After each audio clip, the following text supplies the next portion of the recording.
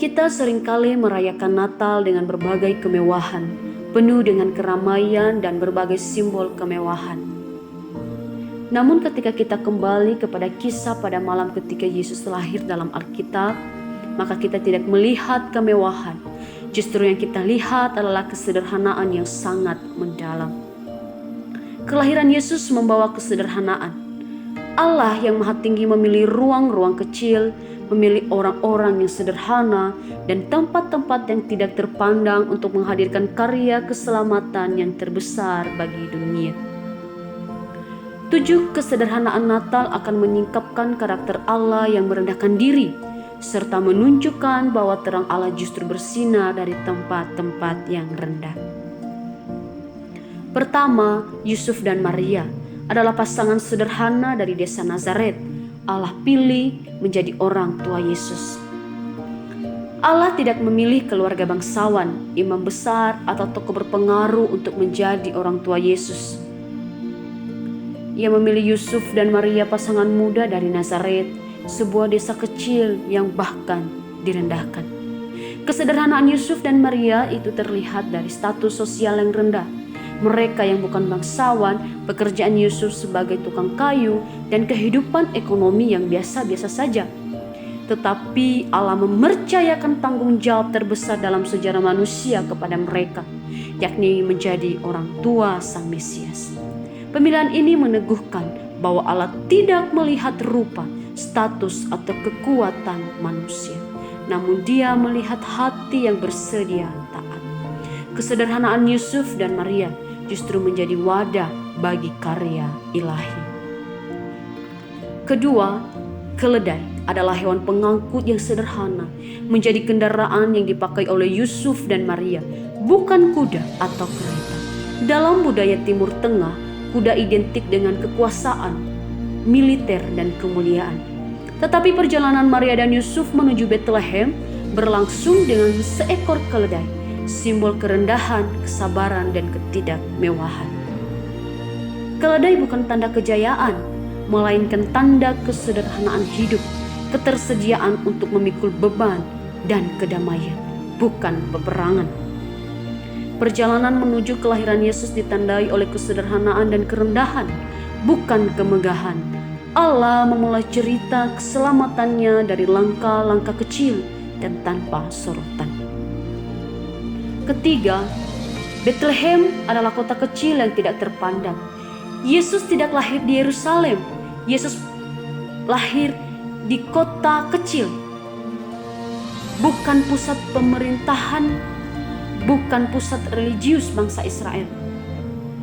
Ia lahir di Bethlehem, sebuah kota kecil. Tetapi dari kota kecil itulah Allah menggenapi nubuatnya. Bethlehem yang berarti rumah roti, kini menjadi tempat kelahiran roti hidup bagi dunia. Kesederhanaan ini mengajarkan bahwa Allah memilih jalan yang tidak disangka-sangka untuk menyatakan karya besarnya. Tempat yang kecil pun dapat menjadi panggung bagi kemuliaan besar ketika Allah hadir. Keempat, kandang domba adalah ruang kotor yang menjadi ruang kudus. Tidak ada kamar, tidak ada ruang khusus, tidak ada tempat yang layak bagi persalinan. Maria melahirkan Yesus di kandang domba, tempat yang penuh bau, debu, dan kotoran. Tetapi justru dari tempat yang dianggap rendah, ruang yang ditolak manusia, dan tempat yang tidak suci secara sosial, justru dipilih Allah untuk memperkenalkan putranya kepada dunia. Hadirnya Yesus di kandang menggambarkan bahwa tidak ada ruang terlalu kotor bagi Allah untuk datang dan memurnikan. Ia hadir bukan hanya di ruang-ruang suci, tetapi juga di tempat yang dianggap hina. Kelima, kain lampin adalah simbol kelahiran tanpa kemewahan. Yesus dibungkus dengan kain lampin, bukan dengan kain halus atau pakaian khusus kerajaan. Kain lampin adalah bahan sederhana dan murah. Kain yang biasa digunakan rakyat kecil dan simbol kehidupan tanpa kemewahan. Kain lampin ini mengingatkan bahwa Tuhan memilih mengenakan kemanusiaan dengan segala kerentanannya. Dia masuk bukan sebagai raja duniawi, tapi sebagai anak kecil yang bergantung. dalam kesederhanaan kain lampin, kita melihat kerelaan Allah merendahkan diri demi mengangkat manusia.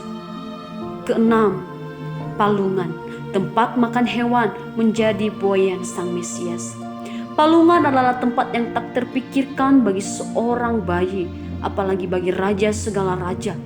Itu adalah benda yang dipakai hewan yang kasar, dingin dan tidak higienis, dan yang tidak memiliki makna khusus dalam tradisi keagamaan. Tetapi palungan yang rendah itu dipakai Allah menjadi tempat pertama di mana dunia melihat Sang Juru Selamat.